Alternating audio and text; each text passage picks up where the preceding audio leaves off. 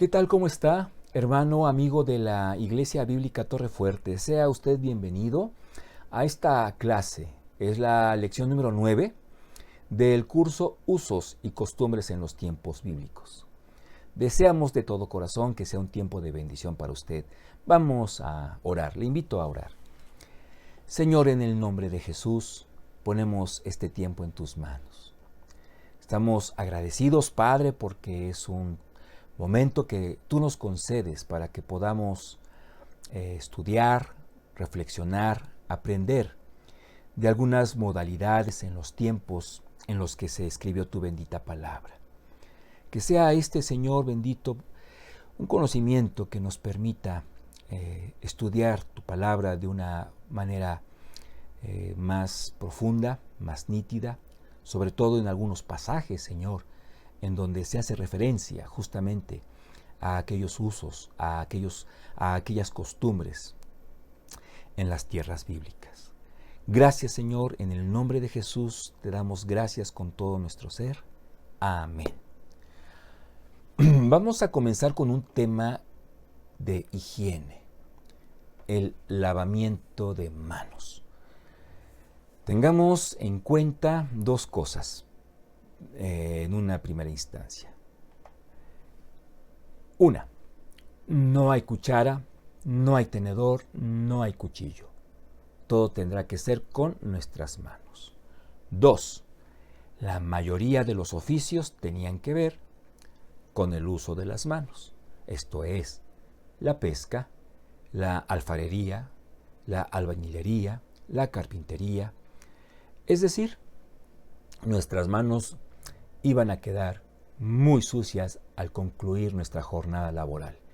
Y con estas mismas manos, así como se ve en la ilustración, al menos parecido, vamos a tener que comer. Entonces, vea usted la importancia de que el lavamiento de las manos fuera de manera minuciosa.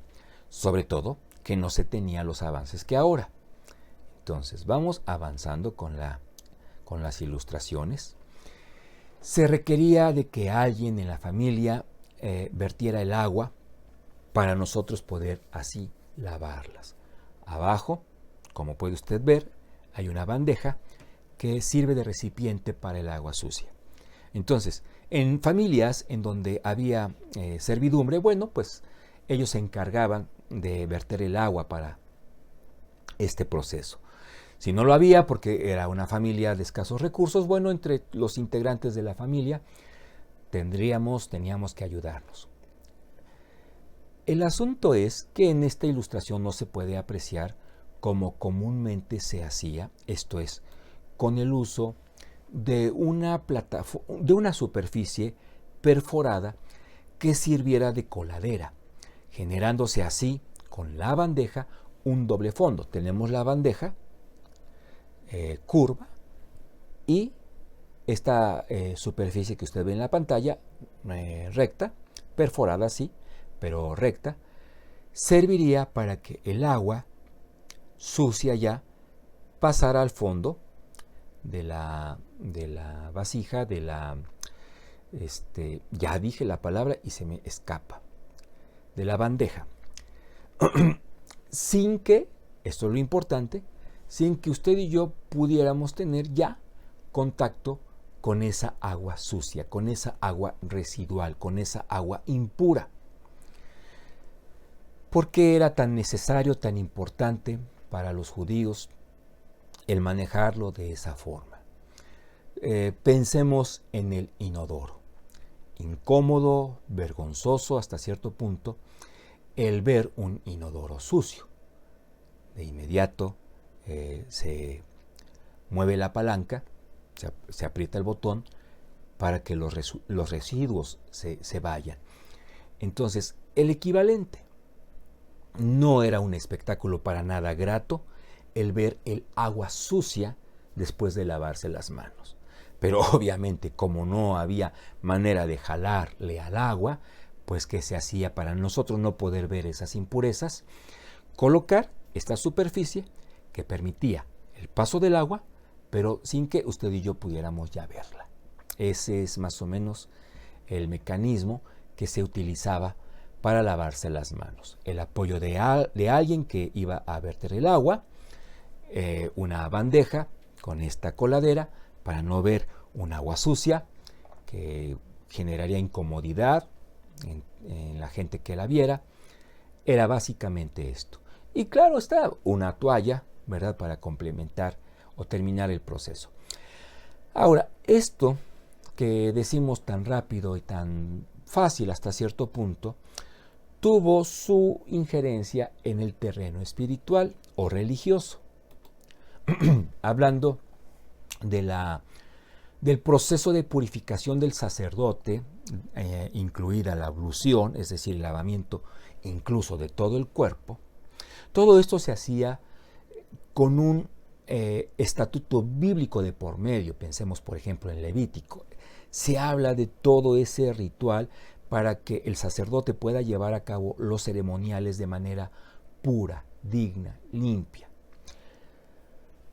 Sin embargo, líderes religiosos, específicamente escribas y fariseos, tratan de transportar conceptos de este carácter a aspectos de higiene, cuando no son necesariamente lo mismo.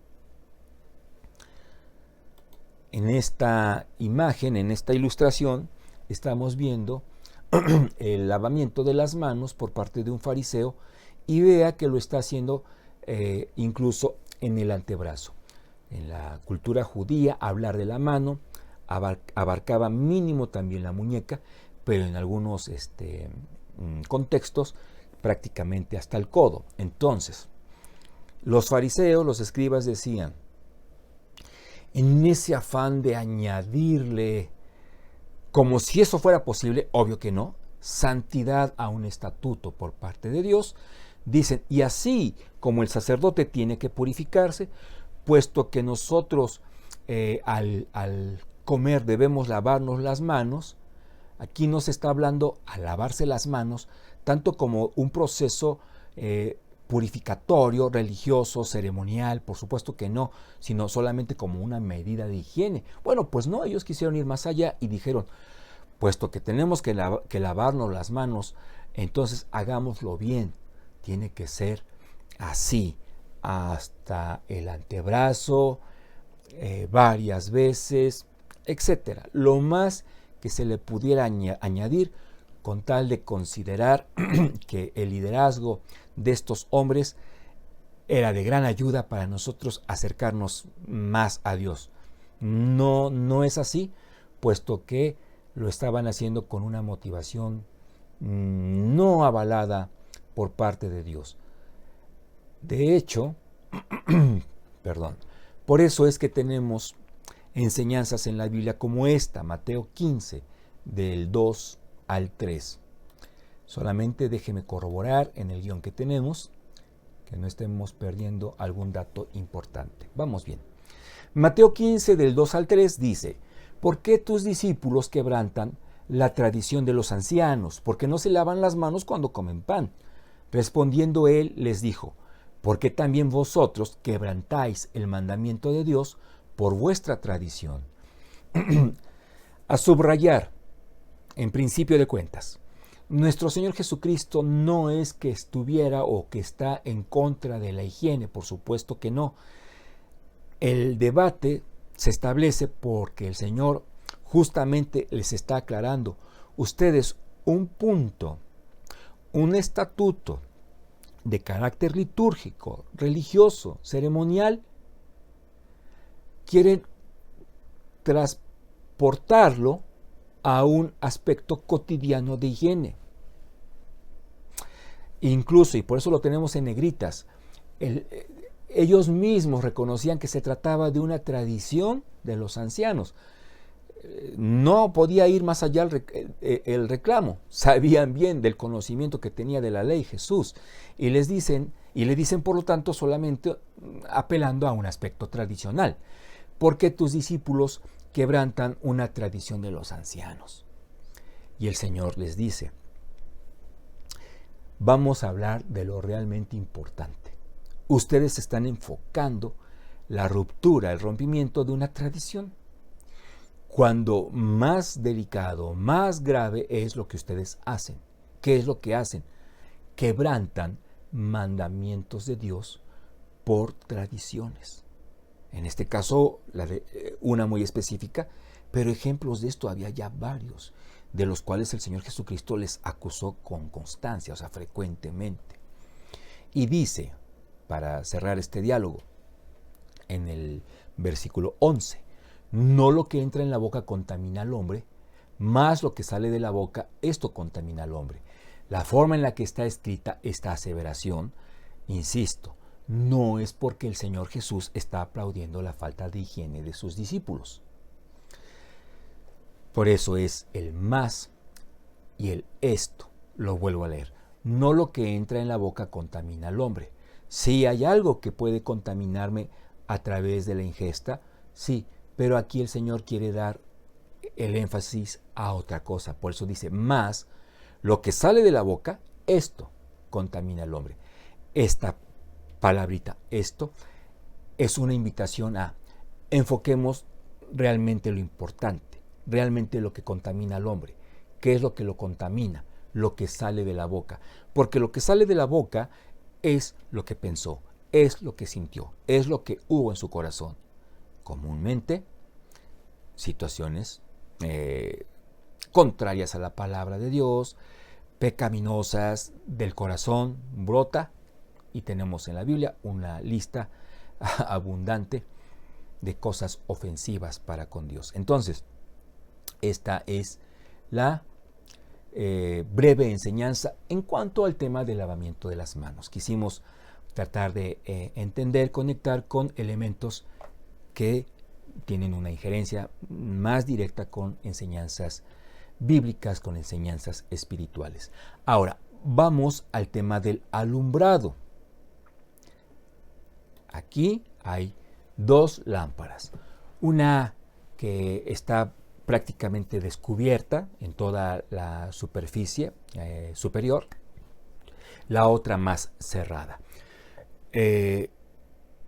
Partamos de esto. En la Biblia, en traducciones, vamos a decirle así, antiguas, y vaya, lo son literalmente hablando, pero usted sin duda ha escuchado, sobre todo últimamente, de traducciones modernas, bueno, que sería lo contrario a moderno, a antiguo. En las traducciones antiguas tenemos el concepto de candil para lo que es el alumbrado. Sin embargo, consideremos que se utiliza esa palabra en la traducción justamente por el contexto. Sin embargo, el candil es algo que surgió, se inventó tiempo después. Entonces, es justamente la lámpara, el utensilio cotidiano para el alumbrado en un hogar. La lámpara de arriba, otro dato que se me estaba olvidando. Los judíos aprenden de este utensilio, de la lámpara, a partir de ese contacto que tienen con los cananeos. Bueno, ahora sí, la de arriba, descubierta porque comúnmente era más grande, tal vez del tamaño de una charola, de unos que le gusta, tal vez unos 30 centímetros de diámetro, para que se pudiera alumbrar dentro de la casa una superficie, una área amplia. La de abajo venía siendo como la linterna de nuestros días.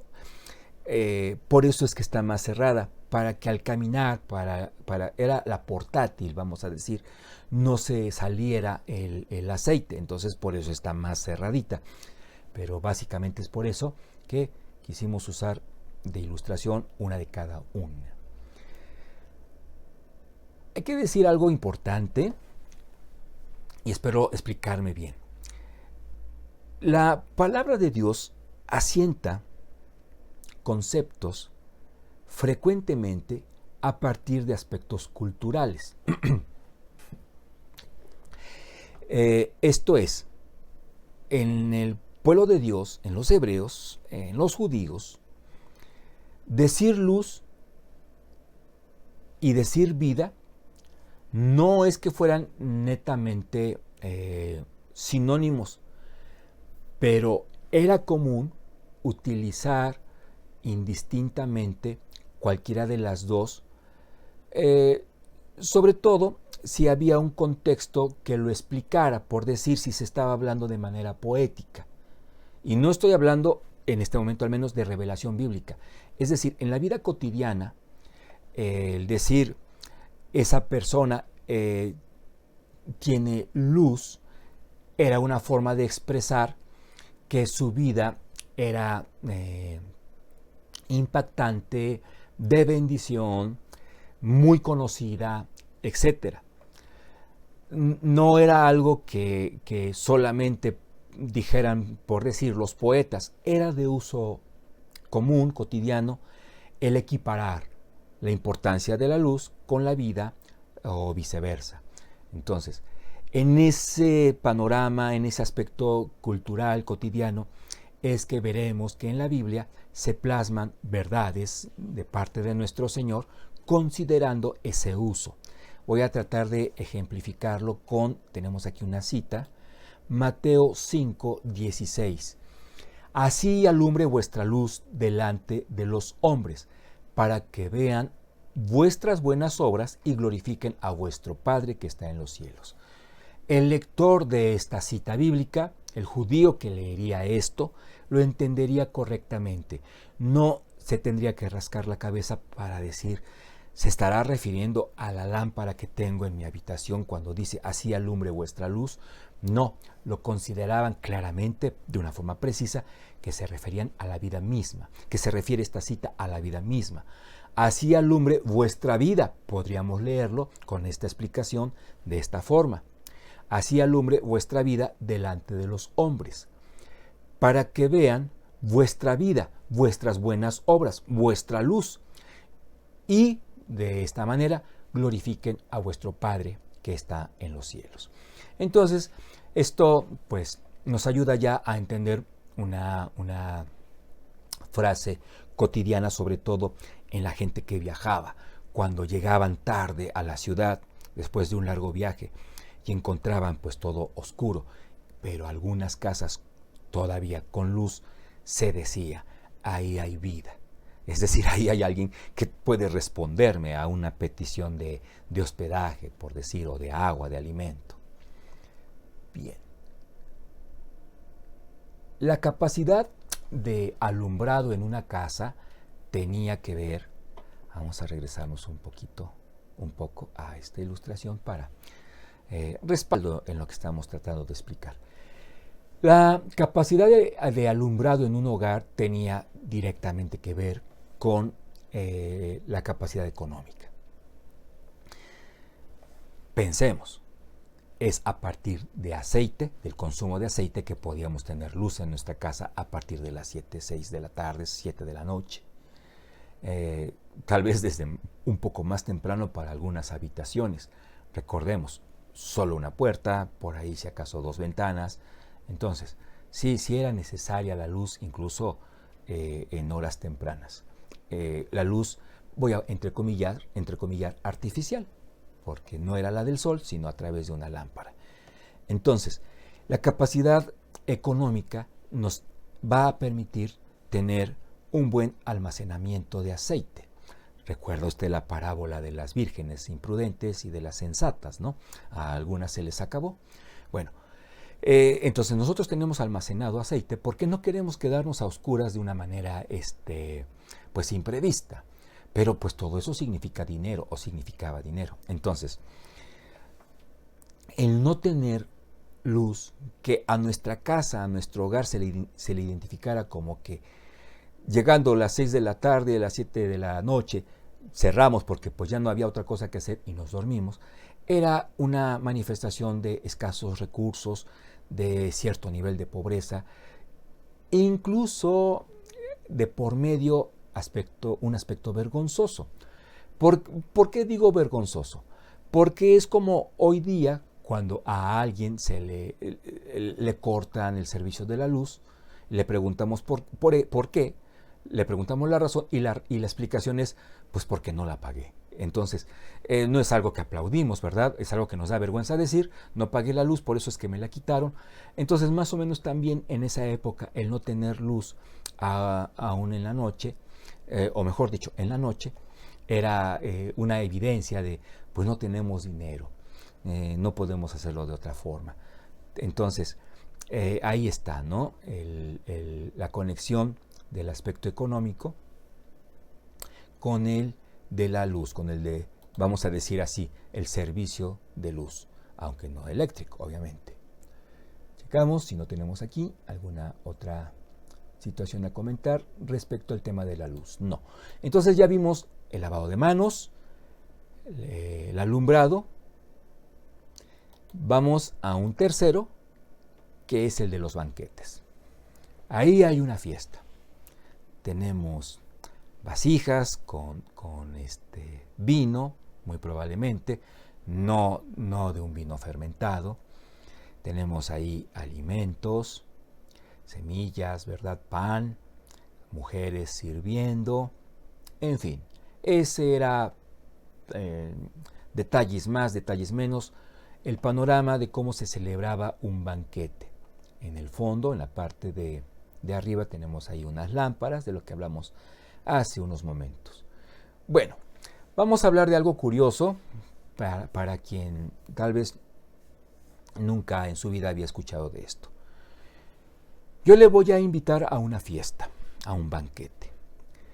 Pero usted, en uso de una buena costumbre, me va a decir que no, argumentando una situación de distancia, lo que le venga en mente, pero usted no debe darme el sí tan pronto. Debe haber una rogativa. ¿Cuál es el propósito de esto? Usted quiere ver mi verdadero interés porque usted esté presente en mi banquete. Entonces, yo le anuncio que hay una festividad, una celebración en mi familia, y usted me dice, pues no estoy seguro si pueda ir. Y entonces usted me está dando pie a que le demuestre yo mi afecto, mi verdadero interés porque vaya. Ándele, amigo, ándele, hermano. ¿Qué es el problema? La distancia, vamos a tratar de resolverlo. Y así con cada cosa que usted presente como obstáculo. Claro, va a haber una limitación, ¿no? Porque en el fondo usted realmente sí quiere ir. Con todo y que usted quiere ir, tiene usted que decirme que no, para que yo eche mano de mi creatividad, pero sobre todo de mi insistencia para que usted pueda estar convencido de que no lo estoy invitando solo porque no me quedó de otra, sino porque de verdad quiero que usted vaya a mi casa. Así. Y de repente pudiéramos pensar como ejemplo en ese joven que bueno, yo no sé ahora, pero al menos en los 70s, 80s era así. El joven que le pedía a una señorita que fuera su novia era en el convencimiento, en el pleno, de que ella le diría que no, al menos una vez, diciéndole que tendría que pensarlo, tal vez 2 veces, a lo mejor 3. Pero este rechazo, en algunos casos al menos, la señorita, la jovencita, teniendo, sí, interés, ganas incluso de decirle luego que sí, pero más o menos en esa forma se manejaba la invitación. Otro ejemplo para ilustrar esto que no nos cabe en la cabeza, ¿no? Tan fácilmente en una cultura moderna, pero sobre todo occidental. O sea, si a mí alguien me dice no 3 veces, realmente tal vez a la segunda yo ya no quiero insistir para no ser impertinente, ¿no? Ya me está demostrando que no quiere ir y punto. No, era diferente. Si, por ejemplo, nos vemos en la calle, usted y yo le digo, oye, ¿cuándo compras el auto? Mostrando mi coche, dando a entender que se lo quiero vender. ¿Para cuándo me lo compras? Y usted me dice, la próxima semana. Todo esto lo vamos, por el contexto, a entender que se trata de algo no serio, de una broma, ¿sí? Yo realmente no tengo interés en deshacerme del carro, pero estoy teniendo un tema de conversación con usted. En cambio, si le digo, oye, estoy vendiendo el auto, sé que tú necesitas uno, y empezamos a negociar, ¿cómo lo vamos a hacer? pues ya en un tenor, en un matiz más serio. Entonces, para darle seriedad a la invitación que yo le hago, a usted a mí, va a tener que ser así, con una rogativa. Esto nos va a ayudar mucho a entender pasajes como este. Lucas 14:23. Dijo el Señor al siervo: ve por los caminos y por los vallados y fuérzalos a entrar para que se llene mi casa. ¿Cómo es que el reino de los cielos? Porque esta es una parábola que trata de ilustrar valores del reino. ¿Cómo es que el Señor quiere gente a la fuerza? No, la invitación después del rechazo judaico es al pueblo gentil. Vaya, el punto a tratar es este. Fuérzalos, oblígalos. Esto es, que vean la importancia de la invitación que se les está haciendo. Ya fue rechazada. A ellos, muéstrales la calidad de la invitación, la importancia del que acepten. Entonces, que haya una negativa al principio no importará. Tú tendrás, ¿verdad?, que hacer una labor de convencimiento en el entendido de que lo que estás representando es muy importante. Creo tenemos aquí otra cita bíblica, así es, Hechos 16:15. El libro de los Hechos 16:15.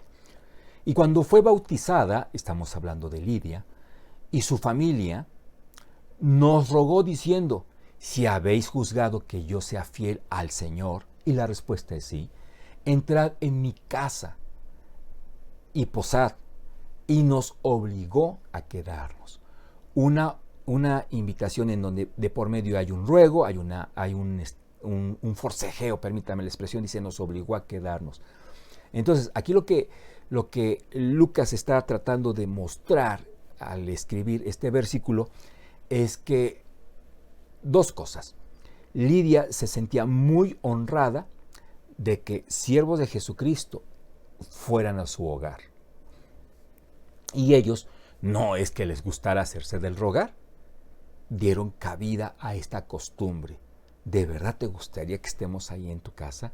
Claro que sí, por favor, vengan, porque podemos hacer otras cosas igualmente importantes y no inoportunar. No, por favor, estén aquí. Es más o menos ese el panorama que se describe en el libro de los Hechos, en el capítulo 16, versículo 15. Nos regresamos un poco a la ilustración para hablar. En la mesa principal, vaya, porque había la colocación de varias mesas. Entre más al fondo, más importante la mesa. Entre más arriba, más importante. Entre más abajo, entre más a la orilla, menos importante. En esa mesa principal quedaría en la parte central el anfitrión, a su derecha el invitado de honor y a la izquierda algún otro invitado también importante. Bueno, recordará, ¿verdad? Jacob y Juan pidiéndole al Señor: cuando ya estemos en tu reino, podemos sentarnos uno a tu derecha, otro a tu izquierda, en ese afán de que en la gloria de nuestro Señor, en ese reino glorioso, quise decir, ellos tuvieran un lugar preponderante. Sí, para estar cerca del Señor, pero a raíz de este contexto, hemos de entender que ellos, considerándose que por los vínculos que existían con Jesús, era, entre comillas, lógico, obvio, que ellos tuvieran que estar a la derecha e izquierda de nuestro bendito Señor. Y dice el Señor, bueno, pues aquí las cosas son distintas, y les explica, ¿verdad? Que el que quiere ser el primero tiene que ser el último. Tenemos aquí una cita, Lucas 14 del 8 al 10. Primero, Lucas 14, 23. No es cierto, si ya estamos en el capítulo 14. Es que es el mismo capítulo, curiosamente. Pero leíamos el 23 y para dar respaldo bíblico a esto último que hemos mencionado, vamos a leer estos tres versículos, el 8, el 9 y el 10. Cuando fueres convidado por alguno a bodas, cuando fueres invitado, no te sientes en el primer lugar. No sea que otro más distinguido que tú esté convidado por él y viniendo el que te convidó a ti y a él, te diga, da lugar a este. Y entonces comiences con vergüenza a ocupar incluso el último lugar, ¿no? Mas cuando fueres convidado, ve y siéntate en el último lugar para que cuando venga el que te convidó te diga, amigo, sube más arriba. Entonces tendrás gloria delante de los que se sientan contigo a la mesa. La enseñanza es esta, sé humilde. El Señor, nuestro Dios, exalta al humilde. Ya tendrás tal vez una posición de mayor importancia, de mayor influencia, pero nunca pierdas el piso, siempre sé humilde. Ahora, aquí tenemos al final que dice, sube más arriba. Nosotros, con nuestra gramática, diríamos es un pleonasmo. Realmente es un énfasis que se hace porque en las casas, sobre todo de gente pudiente, con dinero, pues había diferentes habitaciones con diferentes niveles en lo que es el piso. Y el piso más alto era para ocasiones especiales. El más bajo, obviamente, pues el del acceso, a veces solamente sirviendo como de pasillo. Entonces, por eso dice, ven, sube más arriba, es decir, a la posición más alta, porque me eres muy importante. Bien, ¿había música? Sí, claro, pero no como ahora. Esto es, el baile, la música y el baile. El baile no era de hombres con mujeres, solamente las doncellas, las jovencitas, las mujeres. Y en el afán de interpretar de manera rítmica, por ejemplo, el tamboril, quiero decir, el pandero, pues danzaban. Pero usted lo puede ver incluso con la vestimenta, no en un sentido exhibicionista como la hija de Herodías, no, sino realmente para darle un matiz de alegría, de gozo, de júbilo a esa celebración. Hablemos ahora del mercado. Era diario en ciudades como la de Puebla, en algunas colonias, se ubica un mercado una vez a la semana. En tiempos de nuestro Señor Jesucristo era diario. ¿En dónde se ubicaba este? Comúnmente en la puerta de la ciudad, en las puertas de la ciudad. Y la razón era obvia, porque por ubicación diríamos que eran la central de abastos de nuestros tiempos. Llegaban de otras ciudades, traían el alimento, la mercancía, y ahí mismo se tenía que comprar. Del centro de la ciudad teníamos que trasladarnos prácticamente a la orilla para poder comprar nuestra comida. Ojo, diario. Esto era diario. No había un miércoles de plaza. Esto era todos los días porque no tenemos refrigerador, recuerde usted. Entonces, no vamos a permitir que los alimentos se echen a perder. Claro, había algunos elementos como la sal que mantenían a algunos alimentos todavía comestibles, pero era una actividad frecuente. Entonces, por eso es que, por ejemplo, el apóstol Pablo en actividades apologéticas, es decir, cuando se trataba de discutir de doctrina, procuraba ámbitos como este, en donde hubiera hubiera concurrencia, que pudiera escuchar el debate y llegar a conclusiones. Aquí tengo, permítame, una cita bíblica, Mateo 11, del 16 al 17, que nos ilustra más, un tanto más, perdón la repetición, el tema del mercado.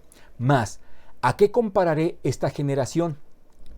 Es semejante a los muchachos que se sientan en las plazas, el área o las calles que circundaban al mercado, y dan voces a sus compañeros diciendo, os tocamos flauta y no bailasteis, os endechamos y no lamentasteis. Esto es, había adolescentes, había muchachitos que en ese ambiente tumultuoso, actuaban.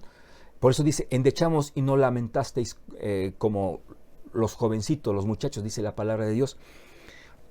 Entonces, usted podía ir a comprar, escuchaba un debate teológico, era como un centro comercial, se podían hacer muchas cosas.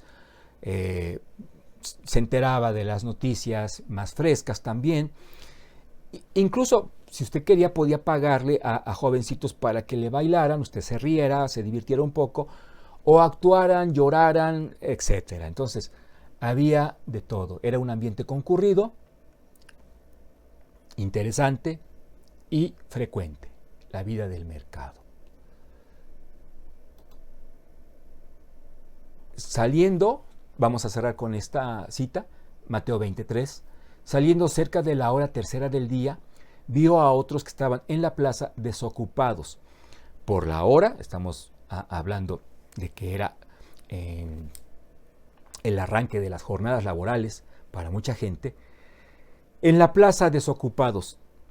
No estoy seguro en la ciudad de Puebla, en la Ciudad de México, usted lo ha de saber también, en el Zócalo, ¿verdad? Alrededor de la catedral se colocan muchas personas que hacen trabajos de plomería, de carpintería, en fin, diferentes oficios. Lo mismo aquí. Era algo así también entonces en el mercado, y ya con esto cerramos el tema del mercado, como una feria del empleo. Entonces vea, ¿valía la pena ir? Sí, porque podíamos divertirnos, informarnos, apasionarnos con una conversación de carácter doctrinal, comprar nuestra comida, divertirnos con los jóvenes, contratar a alguien que nos ayudara.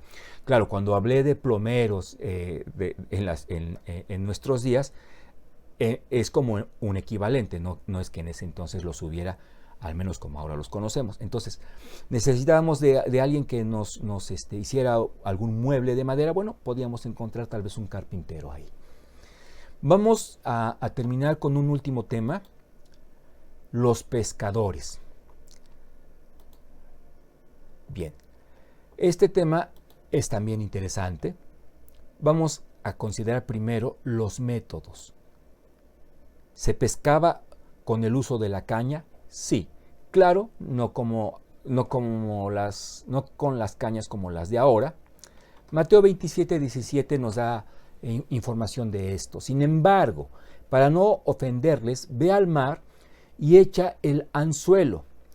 Y el primer pez que saques, tómalo, y al abrirle la boca, hallarás un estatero.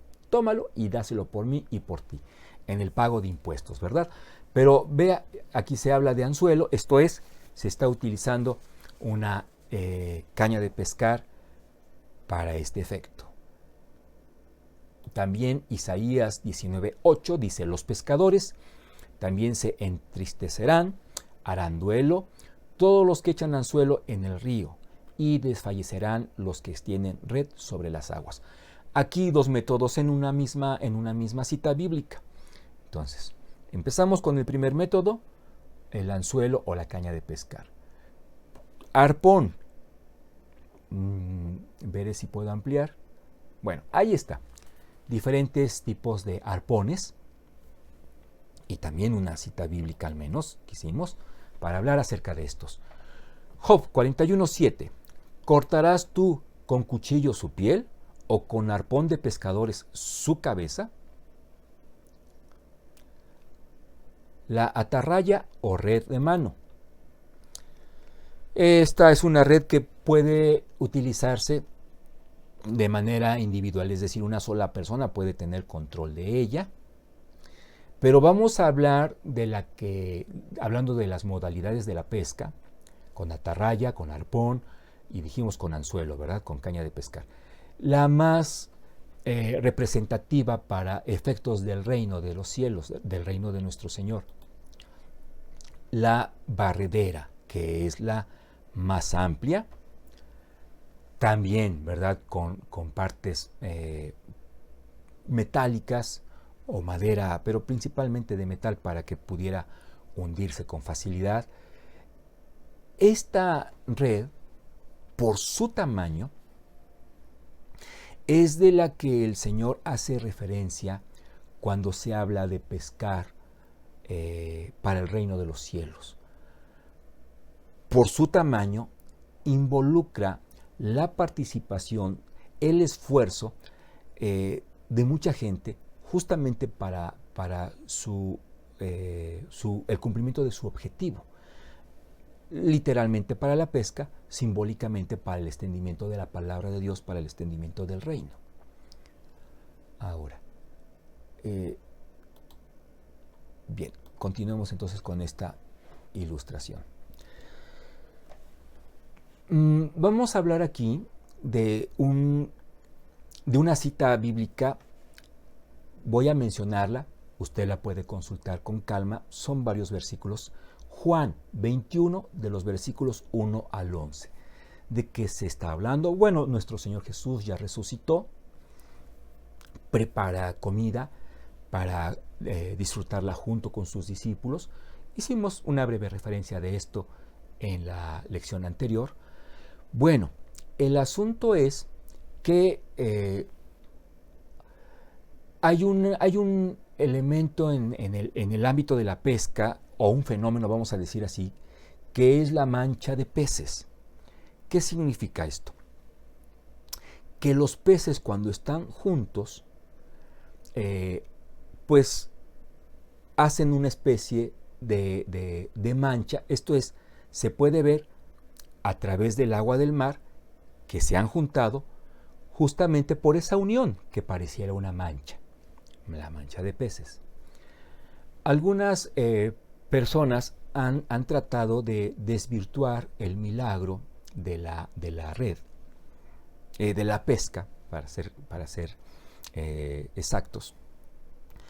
Porque recordemos que pues Pedro y sus acompañantes, los discípulos, no habían pescado nada. Y la red estaba en un lado de la barca. Ese fenómeno, la mancha de peces, del otro lado, es más fácil verla no estando, digamos, arriba de ella, sino en la orilla del mar, en la playa, se puede distinguir. Entonces, usted sabe, siempre hay gente que trata de, pues, minimiza el mensaje bíblico, vamos a decirlo así, para hacerlo con respeto. Y minimiza el milagro. El punto es, porque dicen, pues el Señor Jesús vio a los peces juntos y dijo, pues lanza la red del otro lado. ¿Dónde está el milagro? Dicen estas personas. Sí lo hay. Bueno, pero en principio de cuentas hay que considerar, al menos antes del milagro en sí, lo siguiente. Aquí tenemos de por sí ya una enseñanza valiosa. La primera, siempre va a valer la pena confiar en nuestro Señor, por la perspectiva que Él tiene de las cosas.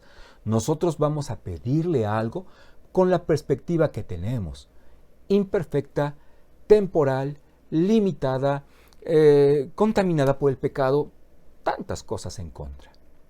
La perspectiva de Dios, que conoce, entre otras cosas, de esta perspectiva, el futuro perfectamente. Él es dueño de este, como del presente y del pasado, vamos a decirlo así. Entonces, en esa perspectiva de los ojos de Dios, si me permite decirlo así, nosotros hemos de confiarle en nuestra vida, hemos de pedirle específicamente algo, hemos de pedirle su guía misma. Otra de las cosas que podemos aprender de este pasaje, Pedro haciéndolo de una manera cuando tenía que hacerse de otra. Muchas veces justamente tendrá que ser contraria a la lógica, la dinámica a desarrollar si Dios así lo pide. Ahora, yo le decía, de todas formas, ¿hay un milagro encerrado aquí? Por supuesto que sí. 153 peces, sin mal no recuerdo, los que la red logró contener. Una cantidad para el tamaño y el material con el que se desarrollan las redes, que teóricamente no era posible que no terminara con salirse todos los peces.